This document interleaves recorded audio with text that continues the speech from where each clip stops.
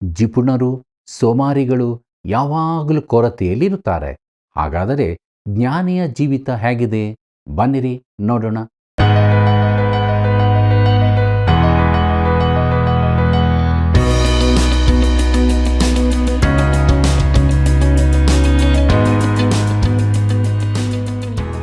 ಆತ್ಮೀಯ ಸ್ನೇಹಿತರೆ, ನೀವೆಲ್ಲರೂ ದೇವರ ವಾಕ್ಯದ ಅಧ್ಯಯನದಲ್ಲಿ ಸಂತೋಷ ಪಡುತ್ತಿದ್ದೀರಿ ಎಂದು ನಾವು ನಂಬುತ್ತೇವೆ.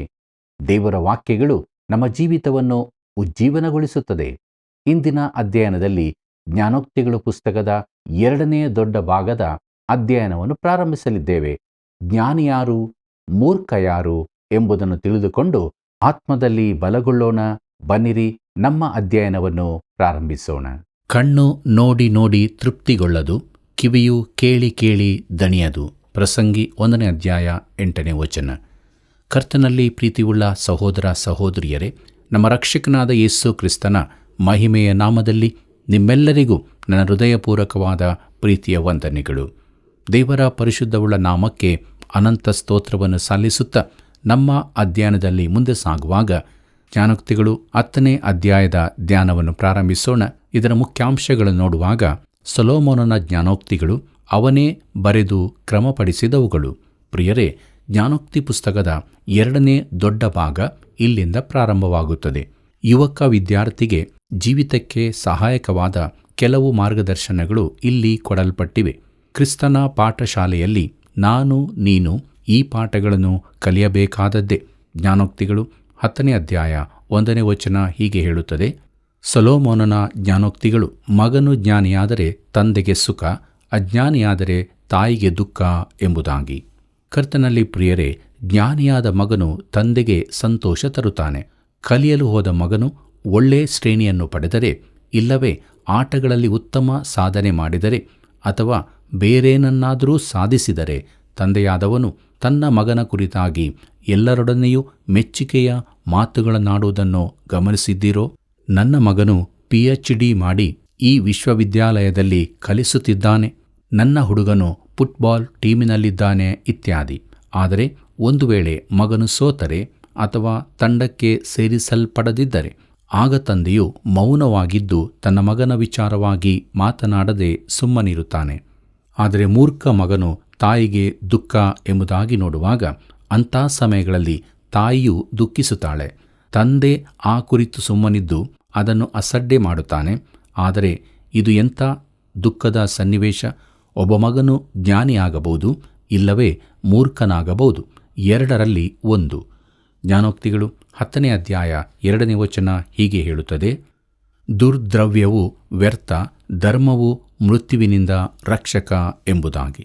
ಕರ್ತನಲ್ಲಿ ಪ್ರಿಯರೇ, ದುಷ್ಟತನದ ದ್ರವ್ಯ ಯಾವ ಪ್ರಯೋಜನವನ್ನೂ ತಾರದು.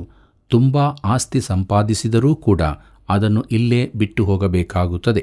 ಅದನ್ನು ಅವರು ತಮ್ಮೊಂದಿಗೆ ಕೊಂಡು ಹೋಗಲಾರರು. ಮಾತ್ರವಲ್ಲದೆ ತಮ್ಮ ಜೀವಿತ ಕಾಲದಲ್ಲಿ ಅವರು ಅದನ್ನು ಅನುಭವಿಸಲಿಕ್ಕೂ ಆಗುವುದಿಲ್ಲ. ಧರ್ಮವು ಮರಣದಿಂದ ಕಾಪಾಡುತ್ತದೆ. ಕ್ರಿಸ್ತನು ನಮಗೆ ಜ್ಞಾನವಾಗಿದ್ದು ಮಾತ್ರವಲ್ಲ, ನೀತಿಯೂ ಆಗಿದ್ದಾನೆ ಮತ್ತು ಆತನನ್ನು ನಂಬುವ ಯಾವನಾದರೂ ನಾಶವಾಗದೆ ನಿತ್ಯ ಜೀವವನ್ನು ಹೊಂದುವನು. ಯೋಹಾನ ಬರೆದ ಸುವಾರ್ತೆ 3ನೇ ಅಧ್ಯಾಯ 16ನೇ ವಚನದಲ್ಲಿ ಇದನ್ನಾವು ಓದುತ್ತೇವೆ. ಜ್ಞಾನೋಕ್ತಿಗಳು 10ನೇ ಅಧ್ಯಾಯ 3ನೇ ವಚನವನ್ನು ಗಮನಿಸಿರಿ. ಅಲ್ಲಿ ಹೀಗೆ ಬರೆದದೆ: ಯೆಹೋವನು ನೀತಿವಂತನನ್ನು ಹಸಿವೆಗೊಳಿಸಾನು, ದುಷ್ಟನ ಆಶೆಯನ್ನು ಭಂಗಪಡಿಸುತ್ತಾನೆ ಎಂಬುದಾಗಿ. ಪ್ರೀತಿಯುಳ್ಳ ದೇವಜನರೇ, ಒಬ್ಬೊಬ್ಬನಿಗೂ ಅನ್ವಯಿಸುವ ಒಂದೊಂದು ಜ್ಞಾನೋಕ್ತಿಯ ಮಾತು ಇದೆಯೆಂದು, ಸತ್ಯವೇದದ ಅನೇಕ ವ್ಯಕ್ತಿಗಳಿಗೆ ಹೋಲಿಕೆಯಾಗುವ ಮಾತುಗಳೂ ಇವೆ ಎಂದು ನಾನು ಹಿಂದೆ ಹೇಳಿದ್ದನ್ನು ನೆನಪಿಸಿಕೊಳ್ಳಿರಿ. ಯೆಹೋವನು ನೀತಿವಂತನನ್ನು ಹಸಿವೆಗೊಳಿಸಾನು ಎಂಬುದನ್ನು ಹೇಳುವಾಗ ಯೋಸೇಫನನ್ನು ನೆನೆಸಿಕೊಳ್ಳಬಹುದು. ಅವನು ಐಗುಪ್ತರಿಗೆ ಮಾರಲ್ಪಟ್ಟಾಗ ತನ್ನ ಜೀವಿತ ಅಂತ್ಯವಾಯಿತೆಂದು, ದೇವರು ತನ್ನಿಂದ ದೂರವಿದ್ದಾನೆಂದು ಅವನು ಭಾವಿಸಿರಬಹುದು. ಆದರೂ ಅವನಿಗೆ ದೇವರಲ್ಲಿ ನಂಬಿಕೆಯಿತ್ತು. ದೇವರು ಅವನನ್ನು ಕೈ ಬಿಡಲಿಲ್ಲವೆಂದು ನಾವು ನೋಡಿದ್ದೇವೆ. ಅವನು ಸೆರೆಮನೆಯಿಂದ ಹೊರತರಲ್ಪಟ್ಟು ಐಗುಪ್ತ ದೇಶಕ್ಕೆ ಪ್ರಧಾನಿಯಾಗುವ ಹಾಗೆ ದೇವರು ಕಾರ್ಯ ಮಾಡಿದನು. ಜ್ಞಾನೋಕ್ತಿಗಳು 10ನೇ ಅಧ್ಯಾಯ 4ನೇ ವಚನ ಹೀಗೆ ಹೇಳುತ್ತದೆ: ಜೋಲುಗೈ ದಾರಿದ್ರ್ಯ, ಚುರುಕುಗೈ ಐಶ್ವರ್ಯ ಎಂಬುದಾಗಿ. ಕರ್ತನಲ್ಲಿ ಪ್ರಿಯರೇ, ಜನರಲ್ಲಿ ಎಂಥ ವೈವಿಧ್ಯವಿರುತ್ತದೆ! ಕೆಲವು ಕ್ರೈಸ್ತರು ತುಂಬ ಉದಾರಿಗಳಾಗಿರುತ್ತಾರೆ, ಇನ್ನು ಕೆಲವರು ಭಾರಿ ಜಿಪುಣರು. ಈ ರೀತಿ ಜಿಪುಣರಾದವರು ಯಾವಾಗಲೂ ಕೈ ಕಟ್ಟಿದವರಾಗಿಯೇ ಇರುತ್ತಾರೆ, ಯಾವಾಗಲೂ ಕೊರತೆಯಲ್ಲಿರುತ್ತಾರೆ. ಇದಕ್ಕೆ ವಿರುದ್ಧವಾಗಿ ಉದಾರಿಯಾದವನು ಉತ್ತಮ ಜೀವನ ನಡೆಸುತ್ತಾನೆ. ಈ ವಚನವು ಅಬ್ರಹಾಮನಿಗೆ ಹೋಲಿಕೆಯಾಗಿದೆಯಲ್ಲವೇ? ಅವನು ಉದಾರ ಮನಸ್ಸಿನವನಾಗಿದ್ದನು. ಲೋಟನಿಗೆ ಅವನು ಹೇಳಿದ್ದು, ನಿನಗೆ ಬೇಕಾದುದನ್ನು ಆರಿಸಿಕೋ, ನೀನು ಬಿಟ್ಟದನ್ನು ನಾನು ತೆಗೆದುಕೊಳ್ಳುತ್ತೇನೆ ಎಂದು. ಈ ರೀತಿಯಲ್ಲಿ ಸ್ಥಳವನ್ನು ಪಾಲು ಮಾಡಿಕೊಳ್ಳುವವರು ಬಹು ಅಪರೂಪ. ತನಗೆ ಬೇಕಾದುದನ್ನು ಮೊದಲು ಆರಿಸಿಕೊಳ್ಳುವ ಹಕ್ಕು ಅಬ್ರಹಾಮನಿಗಿತ್ತು. ಯೋರ್ದಾನಿನ ಬಯಲು ಸೀಮೆ ಫಲವತ್ತಾದದೆಂದು ಅವನಿಗೆ ಗೊತ್ತಿತ್ತು. ಅದನ್ನು ಆರಿಸಿಕೊಳ್ಳದೇ ಇದ್ದದ್ದು ಅಬ್ರಹಾಮನ ಮೂರ್ಖತನವೆಂದು ಲೋಟನು ಭಾವಿಸಿದ್ದಿರಬಹುದು. ಆದರೆ ಆಯ್ಕೆಯ ಸ್ವಾತಂತ್ರ್ಯ ತನಗೆ ಸಿಕ್ಕಿದ್ದರಿಂದ ಅವನು ಆ ಫಲವತ್ತಾದ ಪ್ರದೇಶವನ್ನೇ ಆರಿಸಿದನು. ಬಹು ಅವಸರವಾಗಿ ಜಾಣತನದಿಂದ ತನಗೆ ಬೇಕಾದ ಉತ್ತಮವಾದದ್ದನ್ನೇ ಆರಿಸಿಕೊಂಡನು. ಆದರೆ ಅಂತ್ಯದಲ್ಲಿ ಎಲ್ಲವನ್ನೂ ಕಳಕೊಳ್ಳಬೇಕಾಯಿತು. ಚುರುಕುಗೈ ಐಶ್ವರ್ಯ ಎಂಬುದಾಗಿ ನೋಡುವಾಗ ಸತ್ಯವೇದದಲ್ಲಿ ಕಾಣುವಂತೆ ಎರಡು ಸಂಗತಿಗಳು ಒಟ್ಟಾಗಿ ಇರಲು ಅಸಾಧ್ಯ. ಅದುವೇ ನಂಬಿಕೆ ಮತ್ತು ಸೋಮಾರಿತನ. ಒಬ್ಬ ಸೋಮಾರಿಯಾದ ಕ್ರೈಸ್ತನು ನಿಜವಾಗಿ ದೇವರಲ್ಲಿ ನಂಬಿಕೆ ಇರುವವನಲ್ಲ. ಶ್ರಮಶೀಲನು ಕೆಲಸ ಮಾಡುತ್ತಾನೆ, ದುಡಿಯುತ್ತಾನೆ. ಇದು ನನಗೆ ಅಪೋಸ್ತಲ ಪೌಲನನ್ನು ಜ್ಞಾಪಕಕ್ಕೆ ತರುತ್ತದೆ. ಕರ್ತನು ಅವನನ್ನು ಕರೆದಾಗ ಖಂಡಿತವಾಗಿಯೂ ಒಬ್ಬ ಸೋಮಾರಿಯನ್ನು ಕರೆಯಲಿಲ್ಲ. ಜ್ಞಾನೋಕ್ತಿಗಳು 10ನೇ ಅಧ್ಯಾಯ 5ನೇ ವಚನ ಹೀಗೆ ಹೇಳುತ್ತದೆ, ಸುಗ್ಗಿಯಲ್ಲಿ ಕೂಡಿಸುವವನು ಬುದ್ಧಿವಂತನು, ಕೊಯ್ಲಿನಲ್ಲಿ ತೂಕಡಿಸುವವನು ನಾಚಿಕೆಗೆಟ್ಟವನು ಎಂಬುದಾಗಿ. ಪ್ರೀತಿಯುಳ್ಳ ದೈವಜನರೇ, ಇಲ್ಲಿ ಇನ್ನೊಂದು ರೀತಿಯ ವಿರೋಧವಾದ ವಿಚಾರಗಳನ್ನು ನೋಡುತ್ತೇವೆ. ಬುದ್ಧಿವಂತನೆಂದು ಕರೆಯಲ್ಪಟ್ಟವನು ಸುಗ್ಗಿಯಲ್ಲಿ ದುಡಿಯುತ್ತಾನೆ, ಸೋಮಾರಿಯಾದವನು ಕೊಯ್ಲಿನ ಕಾಲದಲ್ಲಿ ನಿದ್ದೆ ಮಾಡುತ್ತಾನೆ. ಅವನು ಏನನ್ನೂ ಸಾಧಿಸಲಾರನು. ನನ್ನ ಪ್ರಿಯ ಯೌವನಸ್ಥರೇ, ದೇವರು ನಿಮ್ಮನ್ನು ತರಬೇತುಗೊಳಿಸಿ ತಯಾರು ಮಾಡಬೇಕೆಂದಿದ್ದಾನೆ. ದೇವಸೇವಕರಾದ ಡಾಕ್ಟರ್ ವರ್ನನ್ ಮೆಗ್ಗಿಯವರು ಈ ರೀತಿಯಾಗಿ ಹೇಳುತ್ತಾರೆ, ನಾನು ಯೌವನಸ್ಥನಾಗಿದ್ದಾಗ ಒಂದು ಚಿಕ್ಕ ಸಭೆಯ ಸಭಾಪಾಲಕನಾಗಿದ್ದೆ. ನನಗೆ ಇದು ತೃಪ್ತಿ ತರಲಿಲ್ಲ. ಇಲ್ಲಿನದಕ್ಕಿಂತ ಹೆಚ್ಚು ಸೇವೆ ಮಾಡಬೇಕೆಂದು ನಾನು ಆಶಿಸುತ್ತಿದ್ದೆ. ನನಗೆ ಒಬ್ಬ ಒಳ್ಳೆಯ ಪತ್ನಿಯಿದ್ದು ಆಕೆ ನನ್ನ PhD ಡಿಗ್ರಿ ಮುಗಿಸುವಂತೆಯೂ ಬಳಿಕ ದೇವರ ವಾಕ್ಯದ ಅಧ್ಯಯನದಲ್ಲಿ ತೊಡಗುವಂತೆಯೂ ಪ್ರೋತ್ಸಾಹಿಸಿದಳು. ನಾನು ಸಮಯವನ್ನು ಸರಿಯಾಗಿ ಉಪಯೋಗಿಸುತ್ತಿದ್ದೆ. ಆ ದಿನಗಳಿಗಾಗಿ ನಾನು ದೇವರಿಗೆ ಕೃತಜ್ಞನಾಗಿದ್ದೇನೆ. ಮುಂದೆ ನಾನು ದೊಡ್ಡ ಸಭೆಯ ಸಭಾಪಾಲಕನಾದಾಗ ಮತ್ತು ಈ ರೇಡಿಯೋದ ಹಾಗೂ ಇತರ ಸತ್ಯವೇದ ಅಧ್ಯಯನ ಕೂಟಗಳಲ್ಲಿ ತೊಡಗಿಕೊಂಡಾಗ ನನ್ನನ್ನು ಕೆಲವರು ಕೇಳಿದರು, ನಿಮಗೆ ಯಾವಾಗಲೂ ಕೆಲಸವಿರುತ್ತದೆ, ಇದಕ್ಕೆಲ್ಲ ತಯಾರಿ ಯಾವಾಗ ಮಾಡುತ್ತೀರಿ ಎಂದು. ಟೆಕ್ಸಾಸ್ನ ಈ ಸಣ್ಣ ಸಭೆಯಲ್ಲಿ 5 ವರ್ಷಗಳ ಸೇವೆಯಲ್ಲಿದ್ದಾಗ ನಾನು ಆ ಸಮಯವನ್ನು ಅಧ್ಯಯನದಲ್ಲಿ ಕಳೆದೆ ಮತ್ತು ತಯಾರಿಯನ್ನು ಉಪಯೋಗಿಸುವ ಅವಕಾಶ ದೇವರು ಒದಗಿಸಿಕೊಟ್ಟನು. ದೇವರಿಂದ ಉಪಯೋಗಿಸಲ್ಪಡಬೇಕೆಂದು ಬಯಸುವ ಯೌವನಸ್ಥರಿಗೆ ನಾನು ಹೇಳುವುದೇನೆಂದರೆ, ಈಗಿನಿಂದಲೇ ಸಿದ್ಧತೆ ಮಾಡಿರಿ ಎಂಬುದಾಗಿ.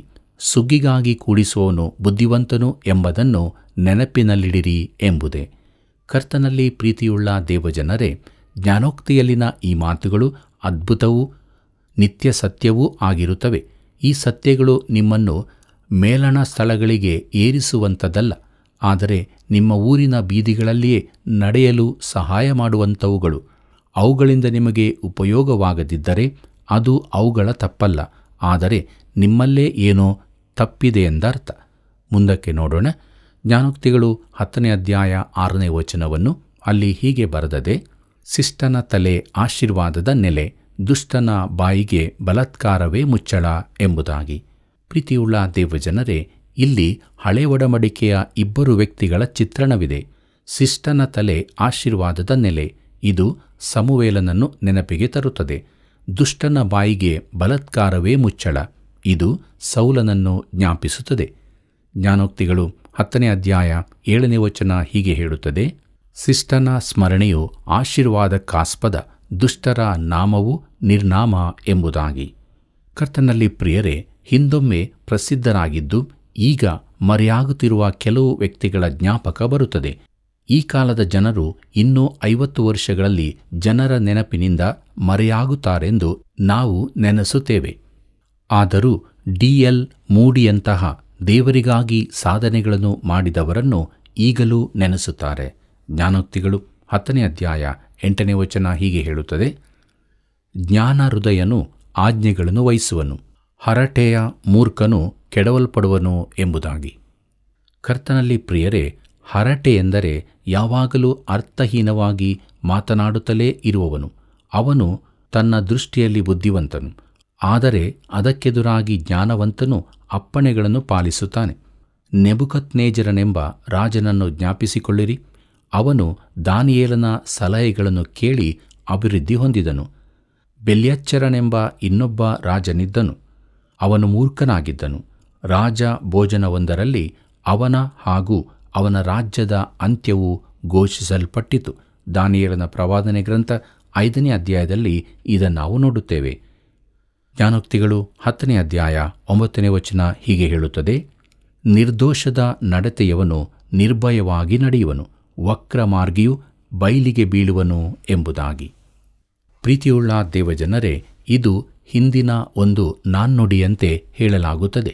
ಯಥಾರ್ಥತೆಯು ಮುಖ್ಯ ಸಂಗತಿಯಾಗಿದೆ. ಜ್ಞಾನೋಕ್ತಿಗಳು 10ನೇ ಅಧ್ಯಾಯ 10ನೇ ವಚನವನ್ನು ಗಮನಿಸಿರಿ.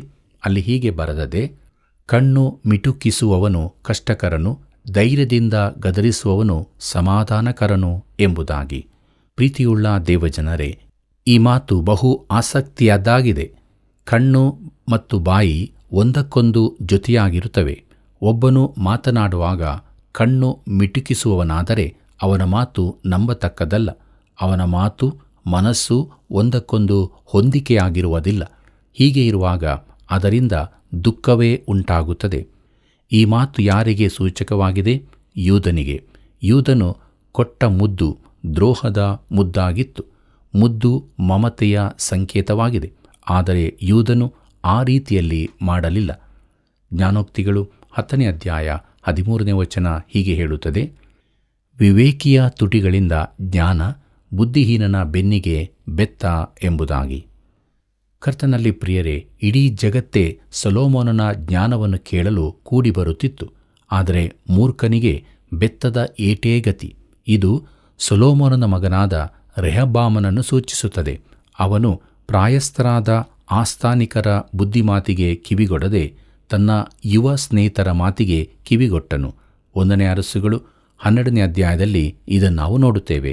ಪ್ರಿಯರೇ, ಇದರ ಪರಿಣಾಮವಾಗಿ ಅವನ ರಾಜ್ಯವು ಯುದ್ಧಕ್ಕೊಳಗಾಗಿ ಇಬ್ಬಾಗವಾಯಿತು. ಮುಂದಕ್ಕೆ ನೋಡೋಣ. ಜ್ಞಾನೋಕ್ತಿಗಳು 10ನೇ ಅಧ್ಯಾಯ 14ನೇ ವಚನವನ್ನು. ಅಲ್ಲಿ ಹೀಗೆ ಬರೆದದೆ, ಜ್ಞಾನಿಗಳು ತಿಳಿದ ಸಂಗತಿಯನ್ನು ಹೊರಪಡಿಸುವುದಿಲ್ಲ, ಮೂರ್ಖನ ಭಾಷಣ ಸಮೀಪ ನಾಶನ ಎಂಬುದಾಗಿ. ಪ್ರೀತಿಯುಳ್ಳ ದೇವಜನರೇ, ಜ್ಞಾನಿಯು ಯಾವಾಗಲೂ ತಿಳುವಳಿಕೆಯನ್ನು ಸಂಪಾದಿಸುತ್ತಾ ಇರುತ್ತಾನೆ. ಆದರೆ ಮೂರ್ಖನ ಒಂದು ಕಾಲು ಯಾವಾಗಲೂ ಸಮಾಧಿಯಲ್ಲಿರುತ್ತದೆ. ಜ್ಞಾನೋಕ್ತಿಗಳು 10ನೇ ಅಧ್ಯಾಯ 16ನೇ ವಚನ ಹೀಗೆ ಹೇಳುತ್ತದೆ, ಶಿಷ್ಟನ ದುಡಿತ ಜೀವಾಸ್ಪದ, ದುಷ್ಟನ ಆದಾಯ ಪಾಪಾಸ್ಪದ ಎಂಬುದಾಗಿ. ಕರ್ತನಲ್ಲಿ ಪ್ರಿಯರೇ, ಈ ಮಾತು ಕಾಯಿನ ಹೇಬೇಲರನ್ನು ನೆನಪಿಗೆ ತರುತ್ತದೆ. ನೀತಿವಂತನ ಪರಿಶ್ರಮವು ಜೀವವನ್ನುಂಟು ಮಾಡುತ್ತದೆ. ಹೇಬೇಲನು ಕುರಿ ಕಾಯುತ್ತಿದ್ದನು ಮತ್ತು ಅವನು ಯಜ್ಞಕ್ಕಾಗಿ ಒಂದು ಕುರಿಮರಿಯನ್ನು ತಂದನು. ದುಷ್ಟನ ಫಲವೋ ಪಾಪವೇ. ಇದು ಕಾಯಿನನ ಚಿತ್ರಣ. ಅವನು ತನ್ನ ಭೂಮಿಯಲ್ಲಿ ಬೆಳೆದ ಫಲಗಳಲ್ಲಿ ಕೆಲವನ್ನು ತಂದನು.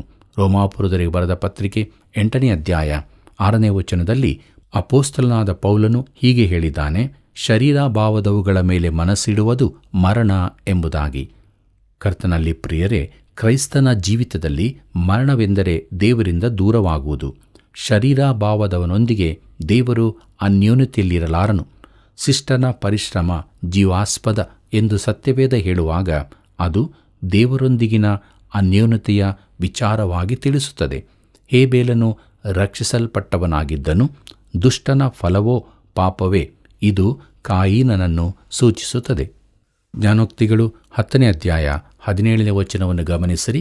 ಅಲ್ಲಿ ಹೀಗೆ ಬರೆದದೆ, ಶಿಕ್ಷೆಯನ್ನು ಕೈಕೊಳ್ಳುವವನು ಜೀವದ ಮಾರ್ಗವನ್ನು ತೋರಿಸುವನು, ಗದರಿಕೆಯನ್ನು ಕೈಕೊಳ್ಳದವನು ಸನ್ಮಾರ್ಗದಿಂದ ತಪ್ಪಿಸುವನು ಎಂಬುದಾಗಿ. ಕರ್ತನಲ್ಲಿ ಪ್ರಿಯರೇ, ಇದು ದಾವೀದನ ಮಗನಾದ ಅಬ್ಷಾಲೋಮನಿಗೆ ಅನ್ವಯವಾಗುತ್ತದೆ. ಅವನು ಗದರಿಕೆಯನ್ನು ಅಂಗೀಕರಿಸುವುದಿಲ್ಲ. ಅವನು ತನ್ನ ತಂದೆಯಿಂದ ಸಿಂಹಾಸನವನ್ನು ಕಸಿದುಕೊಳ್ಳುವ ದೊಡ್ಡದಾದ ತಪ್ಪನ್ನು ಮಾಡುತ್ತಾನೆ.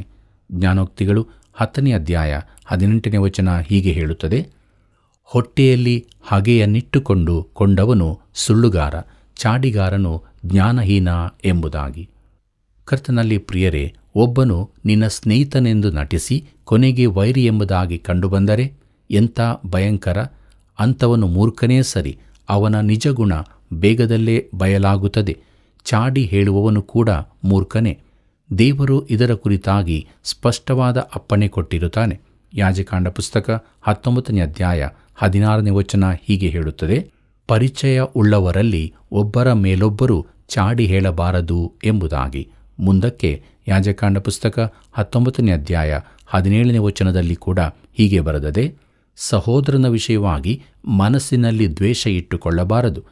ನೆರೆಯವನ ದೋಷಕ್ಕೆ ನೀವು ಒಳಗಾಗದಂತೆ ಅವನ ತಪ್ಪನ್ನು ಅವನಿಗೆ ತಿಳಿಸಲೇಬೇಕು ಎಂಬುದಾಗಿ. ಒಬ್ಬನನ್ನು ನೀನು ದ್ವೇಷಿಸುವುದಾದರೆ ಅವನನ್ನು ಹೊಗಳಬೇಡ, ಆದರೆ ಅವನನ್ನು ದೂರಿಕೊಳ್ಳಲೂ ಬಾರದು. ಇದು ಕೂಡ ಸತ್ಯವೇದದ ಒಬ್ಬನನ್ನು ಸೂಚಿಸುತ್ತದೆ. ಯೋವಾಬನು ಅಬ್ನೇರನ ಮಿತ್ರನಂತೆ ನಟಿಸಿದನು. ಅವನನ್ನು ಉಪಾಯವಾಗಿ ಪಟ್ಟಣದ ಹೊರಕ್ಕೆ ಕರಕೊಂಡು ಹೋಗಿ ಬಳಿಕ ಕೊಂದು ಹಾಕಿದನು. ಮುಂದಕ್ಕೆ ನೋಡೋಣ. ಜ್ಞಾನೋಕ್ತಿಗಳು 10ನೇ ಅಧ್ಯಾಯ 21ನೇ ವಚನವನ್ನು. ಅಲ್ಲಿ ಹೀಗೆ ಬರೆದದೆ, ಶಿಷ್ಟರ ಭಾಷಣ ಬಹುಜನ ಪೋಷಣ, ಬುದ್ಧಿಯ ಕೊರತೆ ಮೂರ್ಖರ ನಾಶನ ಎಂಬುದಾಗಿ. ಕರ್ತನಲ್ಲಿ ಪ್ರಿಯರೇ, ಇಲ್ಲಿ ಇಸ್ರಾಯೇಲ್ಯರ ಶ್ರೇಷ್ಠ ನ್ಯಾಯಸ್ಥಾಪಕನಾದ ಸಮುವೇಲನು, ಅವನೆದುರಿಗೆ ಮೂರ್ಖ ಅರಸನಾದ ಸೌಲನೂ ನೆನಪಿಗೆ ಬರುತ್ತಾರೆ. ಜ್ಞಾನೋಕ್ತಿಗಳು 10ನೇ ಅಧ್ಯಾಯ 22ನೇ ವಚನವನ್ನು ಗಮನಿಸಿರಿ. ಅಲ್ಲಿ ಹೀಗೆ ಬರೆದದೆ, ಯೆಹೋವನ ಆಶೀರ್ವಾದವು ಭಾಗ್ಯದಾಯಕವು, ಅದು ವ್ಯಸನವನ್ನು ಸೇರಿಸದು ಎಂಬುದಾಗಿ. ಪ್ರೀತಿಯುಳ್ಳ ದೇವಜನರೇ, ಕೆಲವರು ಐಶ್ವರ್ಯದ ಸಂಭ್ರಮದಲ್ಲಿ ಬದುಕಿ ತಮ್ಮ ಜೀವನ ಸುಖಕರವೆಂದು ಭಾವಿಸುತ್ತಾರೆ. ಆದರೆ ತಮ್ಮ ಜೀವಿತದ ಅಂತ್ಯಕ್ಕೆ ಬರುವಾಗ ಅವರಿಗೆ ಬದುಕು ಅಸಹನೀಯವಾಗುತ್ತದೆ. ಒಂದು ರಾಜಕೀಯ ಭೋಜನಕೂಟವನ್ನು ಟಿವಿಯಲ್ಲಿ ನೋಡಿದೆ. ಒಂದು ಪಕ್ಷಕ್ಕೆ ಕಾಣಿಕೆ ಕೊಡುವುದಕ್ಕಿದ್ದರು, ಆದರೆ ಆ ಇಡೀ ಗುಂಪಿನಲ್ಲಿ ಯಾರ ಮುಖದಲ್ಲೂ ಸಂತೋಷವಿರಲಿಲ್ಲ. ನಾನು ನೆನೆಸಿದೆ, ಭೋಜನಕೂಟದಲ್ಲಿ ಹಾಸ್ಯದ ಮಾತುಗಳ ನಡುವೆ ಇದ್ದರೂ ಯಾರ ಮುಖದಲ್ಲೂ ಸಂತೋಷವಿಲ್ಲವಲ್ಲ ಎಂದು. ಯೆಹೋವನ ಆಶೀರ್ವಾದವು ಭಾಗ್ಯದಾಯಕವು, ಅದು ವ್ಯಸನವನ್ನು ಸೇರಿಸದು. ಪ್ರಿಯರೇ, ನೈತಿಕ ಬೋಧನೆಗಳ ವಿಪರೀತಗಳಿಗೆ ಲಕ್ಷ್ಯ ಕೊಡದೆ ಇಷ್ಟ ಬಂದಂತೆ ಜೀವಿಸುವ ಇಂದಿನ ಕ್ರೈಸ್ತನು ದೇವರು ಅವನಿಗೋಸ್ಕರ ಇಟ್ಟಿರುವ ಅನೇಕ ಆಶೀರ್ವಾದಗಳನ್ನು ಕಳಕೊಳ್ಳುತ್ತಿದ್ದಾನೆ. ಜ್ಞಾನೋಕ್ತಿಗಳು 10ನೇ ಅಧ್ಯಾಯ 23ನೇ ವಚನ ಹೀಗೆ ಹೇಳುತ್ತದೆ, ಅವಿವೇಕಿಗೆ ಕುಯುಕ್ತಿ ವಿನೋದ, ವಿವೇಕಿಗೆ ಜ್ಞಾನ ವಿನೋದ ಎಂಬುದಾಗಿ. ಪ್ರೀತಿಯುಳ್ಳ ದೇವಜನರೇ, ಇದು ಯೌವನಸ್ಥನಿಗೆ ಒಂದು ಉತ್ತಮ ಹಿತವಚನವಾಗಿದೆ. ಜ್ಞಾನೋಕ್ತಿಗಳು 10ನೇ ಅಧ್ಯಾಯ 26ನೇ ವಚನ ಹೀಗೆ ಹೇಳುತ್ತದೆ, ಹಲ್ಲುಗಳಿಗೆ ಹುಳಿಯು, ಕಣ್ಣುಗಳಿಗೆ ಹೊಗೆಯು ಹೇಗೋ ಯಜಮಾನನಿಗೆ ಸೋಮಾರಿಯೂ ಹಾಗೆ ಎಂಬುದಾಗಿ. ಕರ್ತನಲ್ಲಿ ಪ್ರಿಯರೇ, ನೀನು ಒಬ್ಬ ಸೋಮಾರಿಯನ್ನು ಕೆಲಸಕ್ಕೆ ಕಳುಹಿಸಿ ಬಳಿಕ ಚಡಪಡಿಸುತ್ತಾ ಅವನಿಗಾಗಿ ಕಾಯುತ್ತೀಯೋ? ಅದು ಹಲ್ಲುಗಳಿಗೆ ಹುಳಿಯಂತೆಯೂ ಕಣ್ಣುಗಳಿಗೆ ಹೊಗೆಯಂತೆಯೂ ಇದೆ.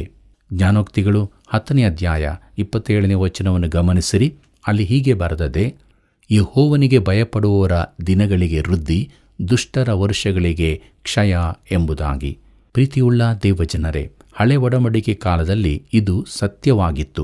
ತನಗೆ ವಿಧೇಯರಾಗುವವರಿಗೆ ದೇವರು ದೀರ್ಘಾಯುಷ್ಯವನ್ನು ವಾಗ್ದಾನ ಮಾಡಿದ್ದಾನೆ. ಈಗ ಈ ವಾಗ್ದಾನವಿಲ್ಲವೋ ಎಂದು ನೀನು ಕೇಳಬಹುದು. ದೇವರು ಈಗ ನಿತ್ಯ ಜೀವದ ವಾಗ್ದಾನ ಮಾಡುತ್ತಾನೆ. ಇದು ಗುಣದಲ್ಲಿಯೂ ಪರಿಮಾಣದಲ್ಲಿಯೂ ಉತ್ತಮವಾದ ಜೀವಿತವಾಗಿದೆ. ಪ್ರೀತಿಯುಳ್ಳ ದೇವಜನರೇ, ಕೊನೆಯದಾಗಿ ಜ್ಞಾನೋಕ್ತಿಗಳು 10ನೇ ಅಧ್ಯಾಯ 30ನೇ ವಚನವನ್ನು ಗಮನಿಸಿರಿ. ಅಲ್ಲಿ ಹೀಗೆ ಬರೆದದೆ, ಶಿಷ್ಟರು ಎಂದಿಗೂ ಕದಲರು, ದುಷ್ಟರು ದೇಶದಲ್ಲಿ ನಿಲ್ಲರು ಎಂಬುದಾಗಿ. ಪ್ರೀತಿಯುಳ್ಳ ಸಹೋದರ ಸಹೋದರಿಯರೇ, ಇದನ್ನು ಮನಸ್ಸಿನಲ್ಲಿಟ್ಟುಕೊಂಡು ನಾವು ಚರಿತ್ರೆಯನ್ನು ಅವಲೋಕಿಸುವ ಎಲ್ಲ ಪ್ರಸಿದ್ಧ ಜಗತ್ತಿನ ನಾಯಕರು, ಅರಸರು, ಮುಂದಾಳುಗಳು ಎಲ್ಲರೂ ನಾಶವಾಗಿ ಹೋಗಿರುತ್ತಾರೆ. ಫರೋಹನನು, ಕೈಸರನು, ಅಲೆಕ್ಸಾಂಡರನು, ನೆಪೋಲಿಯನ್ನು ಎಲ್ಲರೂ ದಾಟಿ ಹೋಗಿದ್ದಾರೆ. ದುಷ್ಟರು ದೇಶದಲ್ಲಿ ನಿಲ್ಲಲಾರರು ಮತ್ತು ಪ್ರಜಾತಂತ್ರವೂ ಶಾಶ್ವತವಲ್ಲ. ಯಾಕಂದರೆ ಏಕಪ್ರಭುವಿನ ಶಾಶ್ವತ ರಾಜ್ಯವನ್ನು ದೇವರು ಸ್ಥಾಪಿಸಲಿಕ್ಕಿದ್ದಾನೆ. ಯೇಸು ಕ್ರಿಸ್ತನು ಈ ಲೋಕಾಧಿಪತ್ಯವನ್ನು ವಹಿಸಿದಾಗ ಆತನ ಏಕಚಕ್ರಾಧಿಪತ್ಯಕ್ಕೆ ಸಮಾನವಾದದ್ದು ಯಾವುದೂ ಇರುವುದಿಲ್ಲ. ಸಿಸ್ಟರು ಎಂದಿಗೂ ಕದಲರು. ಪ್ರೀತಿಯುಳ್ಳ ದೇವಜನರೇ, ದೇವರ ವಾಕ್ಯ ನಮಗೆ ಸ್ಪಷ್ಟವಾಗಿ ಬೋಧನೆ ಮಾಡಿಯದೆ ಸಿಸ್ಟರು ಎಂದಿಗೂ ಕದಲರು.